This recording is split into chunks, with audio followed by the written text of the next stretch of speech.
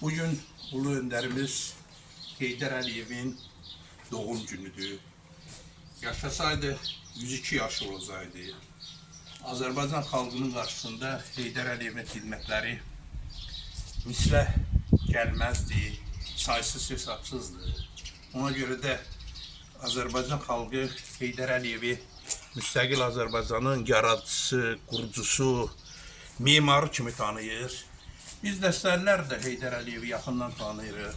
Dəfələrlə o kəndimizdə olub, kəndimizin inkişafı naminə sərəncamlar da verib. Hətta Arazdan su çəkilişinə də bunun hesabına nail olmuşuq. Bugün o sudan kəndimiz istifadə edir. Bugün dünyanın hər yerində Heydər Əliyevin doğum günü qeyd olunur. Mən fəxr edirəm ki, bizim gözəl kəndimiz, Dəstə kəndində də Heydər Əliyevə son dərəcədə sayğı var.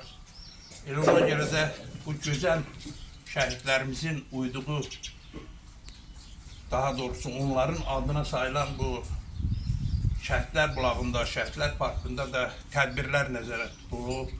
Görürsünüz bu gözəl güllər, portreti buradan asılıb ki, ona olan bizim sayğımızdır. Birazdan burada iməzlik olacaq, ağaçlar əkiləcək. Bilirsiniz ki, Heydər Əliyev həmişə yaşıllığa böyük diqqət göstərib, ağac kəsənlərə qənim kəsilib və deyir ki, elə bil ağac kəsənlər mənim qolumu kəsirlər. Ona görə də mən dəstərlərə, xeyriyyətçilərimizə çox minnətdarım ki, belə bir gözəl parka ərsəyə gətirdilər. Bugün indi mən gəldim, parka girdim. Keçən ildən fərqli olaraq səmimi deyirəm ki, tanımadım. Və sevindim də ki, artıq bəzi ağaçlarda bağ var, saqqalası da var. Bu deməkdir ki, zəhmət çəksən, bəhrəsini də görərsən. Mən bütün dəstərlərə minnətdaram. Burada rayonumuzun şəhidlərinin portretləri asılır. Bu işi görənlər var, zəhmət çəkənlər var.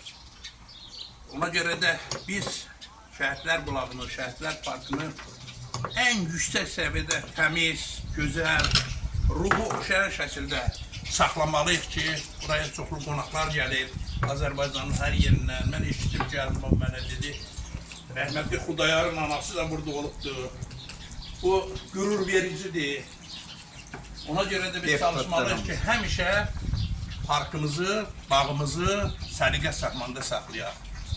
Heydər Əliyev xoşbəxt dühadır. Ona görə ki, o özündən sonra gözəl bir siyasi varis yetişdirib, hansı ki, o Dağlıq Qarabağın son nöqtəsini qoydu.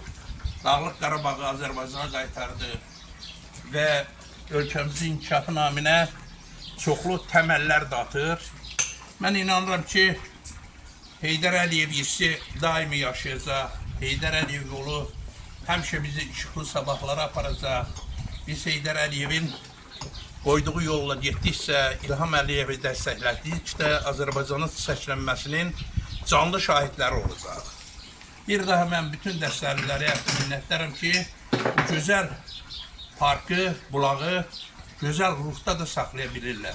Ulu öndər, siz Azərbaycan xalqının həm də dəstəlilərin qəlbindəsiniz, siz əbədi lidersiniz, siz dünya durduqsa, müstəqil dövlətimiz durduqsa yaşayacaqsınız. Bugün sizə dualar oxunacaq, ehsanlar verilir sizin şərəfinizə. Mən dəstəllər adından da deyirəm ki, ulu öndər, ruhun şad olsun, həmişə qəlbimizdəsən. Çox sağ olun. Sağ ol, var ol. Və bugün də məclisdə iştirak edəcək insanlara da öncədən təşəkkürümü bildirirəm. Sağ olun. Sağ olun, problem var olasın.